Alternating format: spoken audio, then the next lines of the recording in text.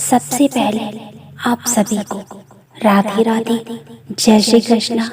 आप सभी का स्वागत है मेरे चैनल काव्या कजरी पर। बस कुछ ही दिनों में भोलेनाथ के भक्तों का सबसे बड़ा त्योहार महाशिवरात्रि आने वाला है, जिसका शिव भक्तों को बेसब्री से इंतजार रहता है। ये पर्व भोलेनाथ को समर्पित है। कहा जाता है कि इस दिन भगवान शिव और मां पार्वती का विवाह हुआ था। ये पर्व भोलेनाथ को समर्पित है। कहा जाता है कि इस दिन भगवान शिव और मां पार्वती का विवाह हुआ था। इस दिन शिव भक्त व्रत रखते हैं और मां पार्वती और भगवान शिव की सच्चे दिल से पूजा करते हैं। इस पर्व को लेकर देश भर में धूमधाम से महाशिवरात्रि मनाई जाती है। हर साल फाल्गुन महीने में कृष्ण पक्ष की चतुर्दशी तिथि को महाशिवरात्रि मनाई जाती है। इस साल 2024 में 8 मार्च को महाशिवरात्रि मनाई जाएगी। इस दिन मां पार्वती और शिव जी का विवाह हुआ था। हिंदू धर्म में महाशिवरात्रि पर्व का बड़ा महत्व है। हिंदू पंचांग के अनुसार हर साल 2 बार महाशिवरात्रि मनाया जाता है।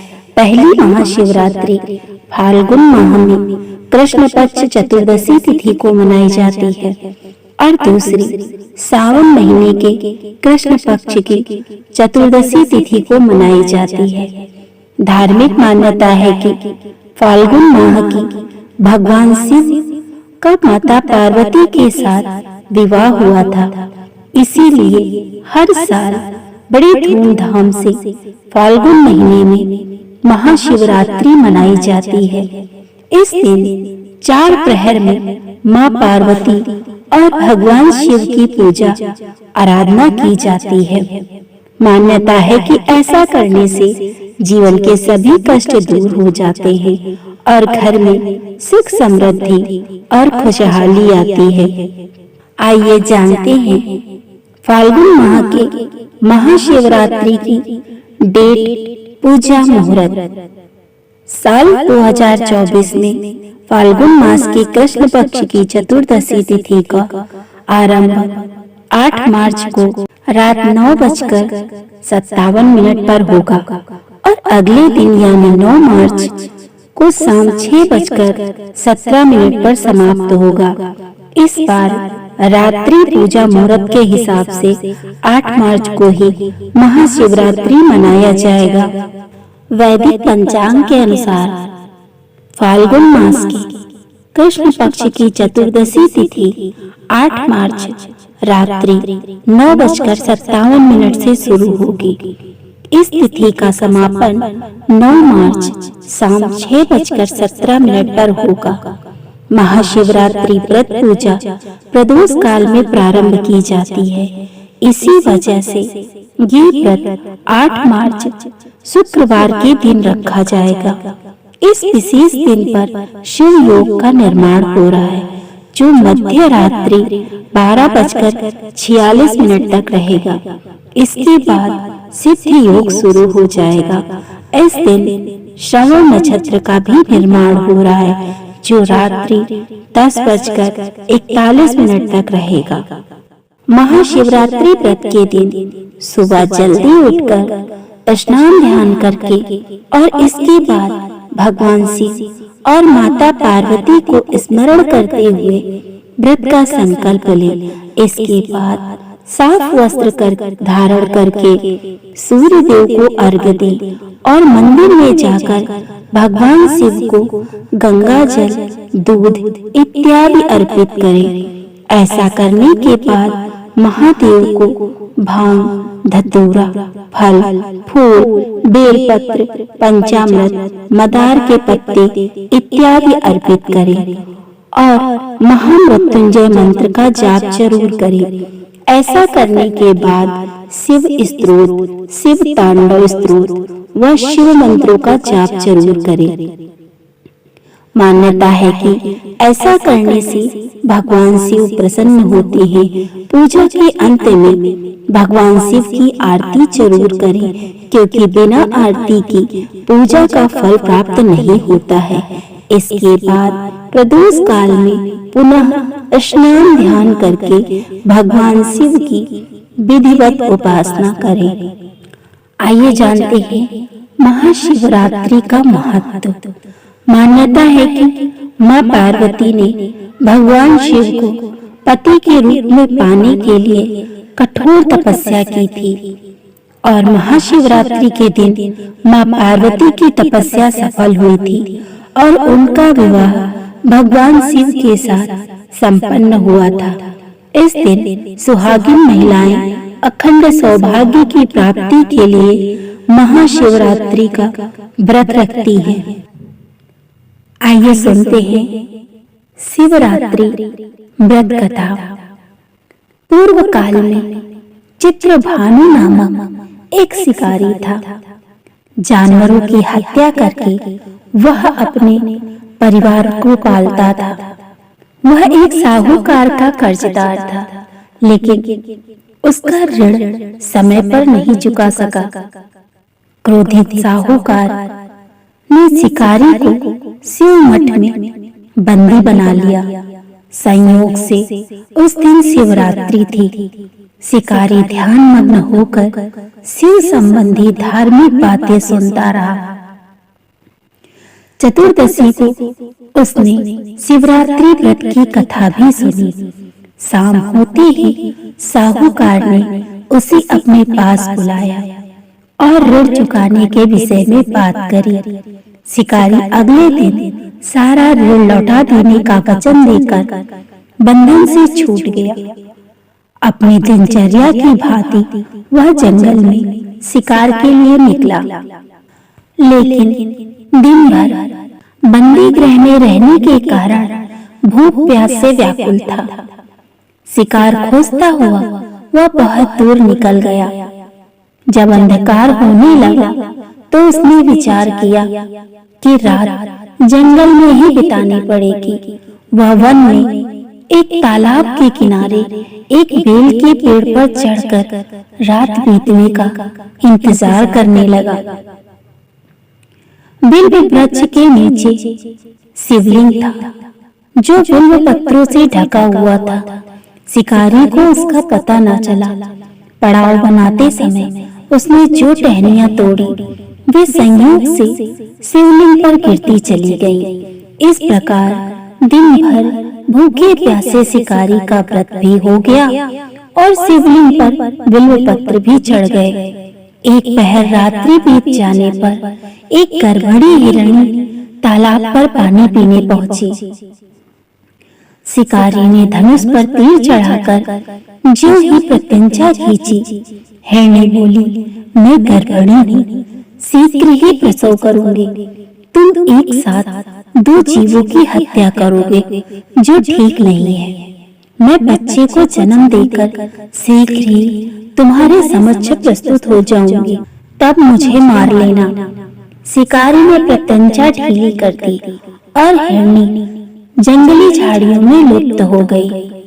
प्रत्यंचा चढ़ाने के तथा ढीली करने के वक्त कुछ बिल्व पत्र अनायास ही टूटकर शिवलिंग पर गिर। ढीली करने के वक्त कुछ बिल्व पत्र अनायास ही टूटकर शिवलिंग पर गिर गए। इस प्रकार उससे अनजाने में ही प्रथम पहर का पूजन भी संपन्न हो गया। कुछ ही देर बाद एक और हिरणी उधर से निकली। शिकारी की प्रसन्नता का ठिकाना न रहा। समय पाने पर उसने धनुष पर बाण चढ़ाया। तब उसे देखकर हिरणी ने विनम्रता पूर्वक निवेदन किया, हे शिकारी, मैं थोड़ी देर पहले ऋतु से निवृत्त हुई हूँ, कामातुर विरहिणी हूँ, अपने प्रिय की खोज में भटक रही हूँ। मैं अपने पति से मिलकर शीघ्र ही तुम्हारे पास आ जाऊंगी। शिकारी ने उसे भी जाने दिया। 2 बार शिकार को खोकर उसका माथा ठनका। वह चिंता में पड़ गया। रात्रि का आखिरी पहर बीत रहा था। इस बार भी धनुष से लगकर कुछ बेलपत्र शिवलिंग पर जा गिरे तथा दूसरे पहर की पूजन भी संपन्न हो गई।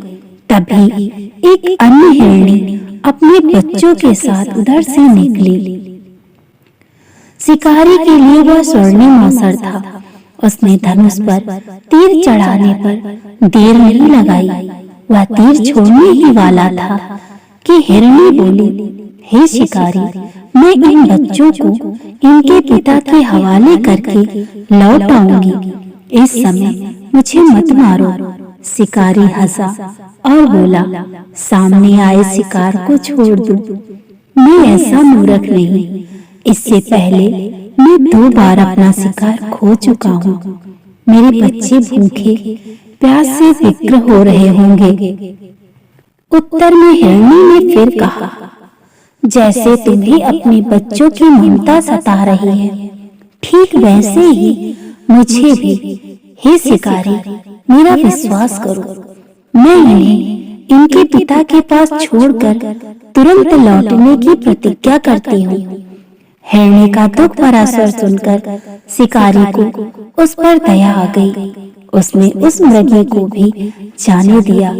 शिकार के अभाव में तथा भूख प्यास से व्याकुल शिकारी अनजाने में ही बेल वृक्ष पर बैठा बेल पत्र तोड़ तोड़ कर नीचे फेंकता जा रहा था। पौ फटने को हुई तो एक हष्ट पुष्ट मृग उसी रास्ते पर आया। शिकारी ने सोच लिया कि इसका शिकार वह अवश्य करेगा। शिकारी की तनी प्रत्यंचा देखकर मृग विनीत स्वर में बोला, हे शिकारी, यदि तुमने मुझसे पूर्व आने वाली 3 मृगियों तथा छोटे छोटे बच्चों को मार डाला है, तो मुझे भी मारने में विलंब ना करो, ताकि मुझे उनके वियोग में एक क्षण भी दुख सहना ना पड़े। मैं उन हिरणियों का पति हूँ।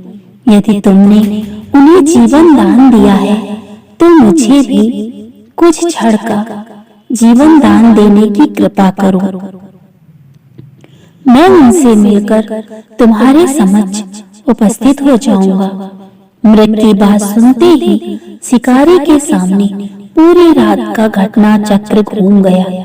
उसने सारी कथा मृग को सुना दी। तब मृग ने कहा, मेरी तीनों पत्नियां जिस प्रकार प्रतिज्ञाबद्ध होकर गई हैं, मेरी मृत्यु से अपने धर्म का पालन नहीं कर पाएंगी। अतः जैसे तुमने उन्हें विश्वास पात्र मानकर छोड़ा है, वैसे ही मुझे भी जाने दो। मैं उन सबके साथ तुम्हारे सामने शीघ्र ही उपस्थित होता हूँ।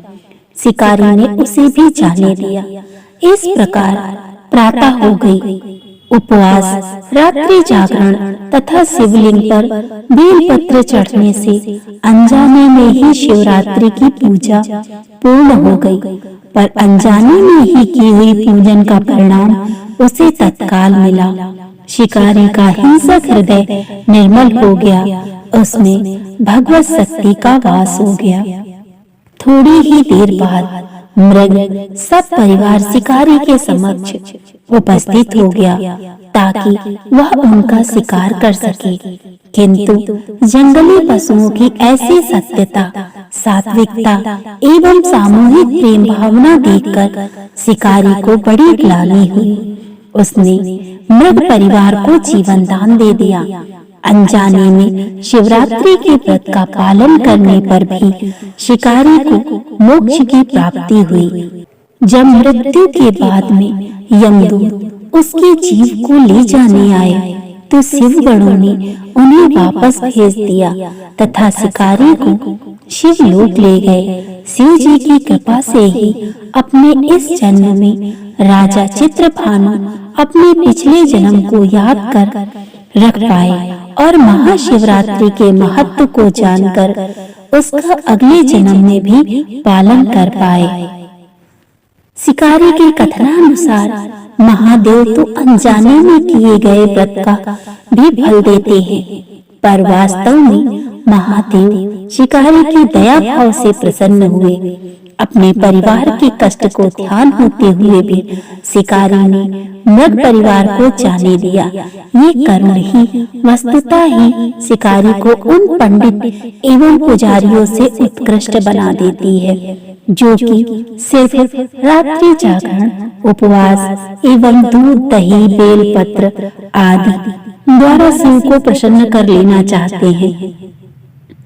इस कथा में सबसे महत्वपूर्ण बात यह है कि इस कथा में अनजाने में हुए पूजन पर विशेष बल दिया गया है। इसका अर्थ ये नहीं है कि शिव किसी भी प्रकार से किए गए पूजन को स्वीकार कर लेते हैं अथवा भोलेनाथ जाने या अनजाने में हुए पूजन में भेद नहीं कर सकते।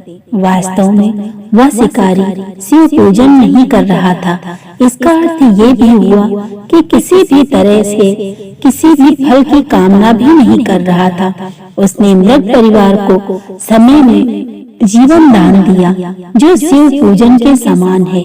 शिव का अर्थ ही कल्याण होता है। उन निरीह प्राणियों का कल्याण करने के कारण ही शिव तत्व को जान पाया तथा उसका शिव से साक्षात्कार हुआ। परोपकार करने के लिए महाशिवरात्रि का दिवस भी होना भी आवश्यक नहीं है।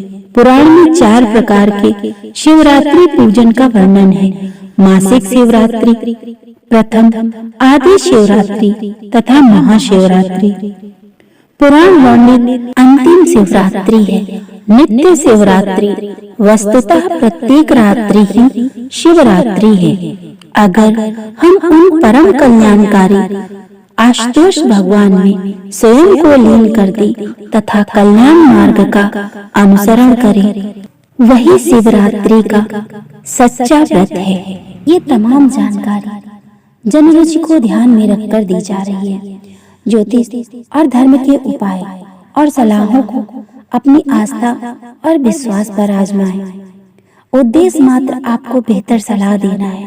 इस संदर्भ में हम किसी प्रकार का कोई दावा नहीं करते हैं। दोस्तों, अगर आपको मेरा वीडियो पसंद आए तो मेरे वीडियो को लाइक करें, चैनल को सब्सक्राइब करें और ज्यादा से ज्यादा शेयर करें। राधे राधे दोस्तों।